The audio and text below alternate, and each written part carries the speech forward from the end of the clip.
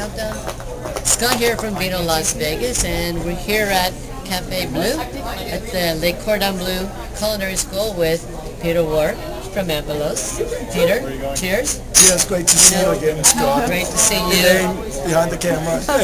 Most of the time, we're up there barrel tasting with you, and now you're here in Las Vegas. So I've got you a couple things about Las Vegas. Here we are. First, what your experience here at the culinary school.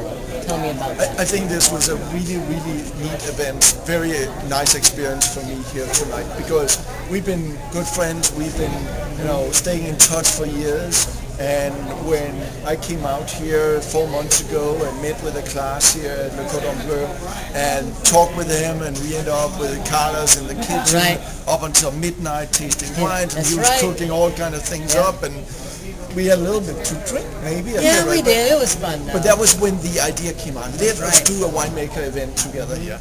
And I thought that was so cool that tonight was when it actually happened. So it was a very special thing for me to come out here to Las Vegas, now that we got our wines in Las Vegas, to come out here. As always, it's great to see the two of you guys, spend time with you guys, but to come out and see what these guys can do.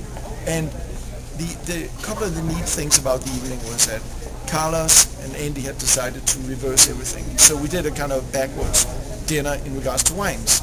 Instead of starting with a cold light wine and end with a big fat Syrah, we did it the other way around. We started with a big fat Syrah, went to the Grenache, went to the Syrah Grenache blend, then the Pinot, and ended up with a Rosé at the end. Yeah. I thought that was such a cool idea. Yeah, it was very interesting. I really, and one thing, Peter, is that I do want to say is that, we've known each other we were just trying to figure it out tonight, actually, but it's as old as the '05 vintage and probably older than that.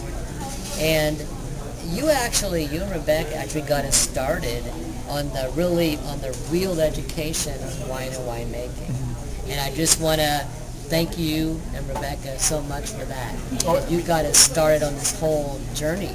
I'm sorry, but I can't help myself interrupting you because I think it is so cool what I've seen you guys go through from being like, people that really liked wines, getting more and more passionate, and now kind of getting really into turning this into almost a profession for yourself. And we've done that ourselves, Rebecca and I, changing it from being a hobby to a profession, but still maintain that passion that we have about the wine we make, the whole lifestyle. And the two of you have really been moving into the same level of passion, not just a lifestyle, but moving it towards a professional level, which I think is great. But now, to me, that means a lot coming from you. And I know Rebecca is here in spirit. Absolutely. Sure. I know you have a big Bye, barbecue. honey. Oh, hi, honey.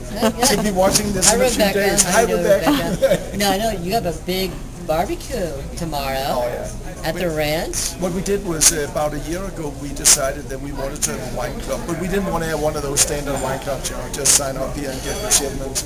We wanted to create a family relationship. That's why we call it Philos. Right. Philos is a Greek word for friends, and we wanted to have that family atmosphere. So once a year we do a barbecue at our house, in our home.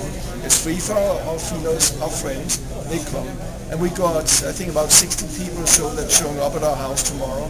So I'm out here in Vegas, and I'm just going to go maybe back to my 62. friend's house. Yeah, We're debating it. I know you're coming. So I'm just going to go back and crash at a friend's house and get out 5 o'clock tomorrow and drive back. But it's going to be, I think, a fabulous event. My foreman and our number 2 guy are cooking a great thing with a taco bar. We're going to do vineyard tours where we're going to take people out and take a look at the grapes out there that's just about maturing. We're going to do a little sugar tasting. I think it's just going to be a really good event with everybody. So you will be there.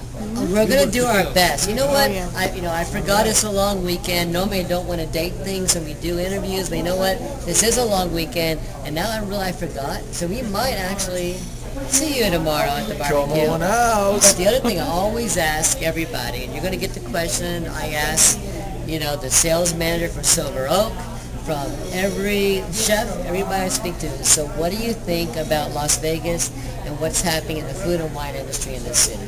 See, I used to come to Las Vegas back in my IT days when I would come to Comdex. So this is back like 15 years ago, give or take, and it was sure a different Las Vegas back then than it is now. I think what has happened with all those great restaurants, hotels we have here in Las Vegas today, it has brought this big attention to what happens at the restaurant scene. And what that means is that you guys have got the right chefs in here. You guys have built out things like the Cordon Bleu, where these new chefs of tomorrow are being educated. Great. You're grading. Oh, it's great. You guys have got good wines in here, a lot of attention. You've got some great facilities around the restaurants. And I mean, it is just a capital of the whole cuisine in the United States today, and I think it's wonderful. But I want to say also about what they did here tonight. I think it's very important. What is not just did they reverse the menu, but more important than that, what Carlos and his students did tonight, the way that they have been carefully thinking about matching the different components of the food with the different components of the wine. Spice level, acidity level, flavor level, color level presentation. It was a masterpiece in my mind. It's an unbelievable pairing.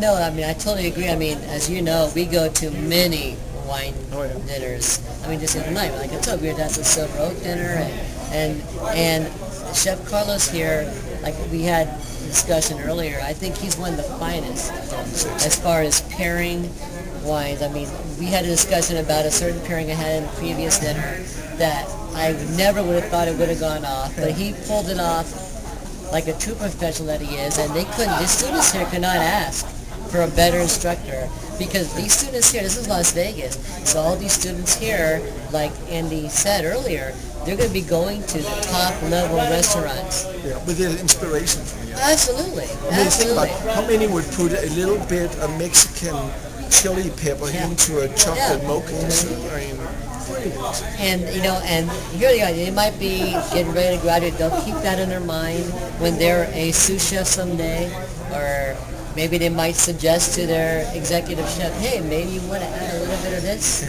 because I learned this from Cordon Bleu. Well, sure, and you never know. It might be a whole signature dish of a restaurant, because we've seen it happen.